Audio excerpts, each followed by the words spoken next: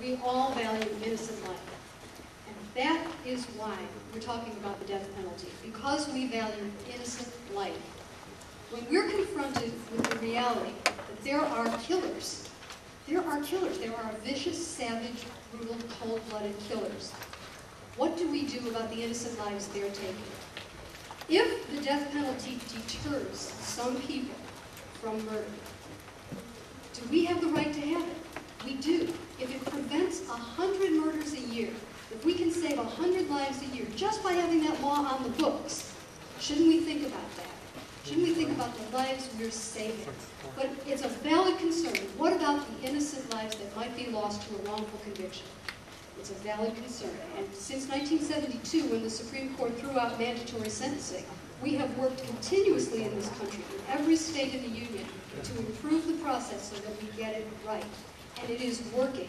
The Death Penalty Information Center has a list of 141 people who were exonerated after their convictions. It may seem like it's chancy, but it's a long, slow process because we are trying to get it right. We are trying to save innocent lives. We do not want wrongful convictions. But let me make one more point about wrongful convictions. They're just as bad for life imprisonment, but nobody pays as much attention to them.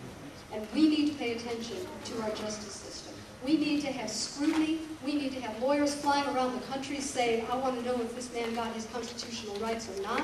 We have to pay attention. We have to have the lights on and the windows open because there's a tremendous potential for abuse of power. Prosecutors build their careers on their conviction rate. And if we take away the death penalty, well, it's just not that much of an emergency, is it? Nobody has any sympathy for murderers. We need the lights on. The death penalty is a horrifying prospect. You bet it is. And we should do everything we can to make sure that there is never a wrongful conviction, that there is never a wrongful execution. But what about the victims? What about the brutalized children, the murdered women, the murdered elderly people, the serial killers' victims who are butchered and thrown on the side of the road? If you think about the details of the crimes that are committed, that qualify for consideration for the death penalty, you have to think that you hear the voices of those people and the voices of their grieving families. We owe them justice. We owe them the relief of knowing that we have made their lives a priority, and our law enforcement officers too. We are not going to treat them as disposable and say, well, if they die in the course of their work, they knew what they were getting into. No.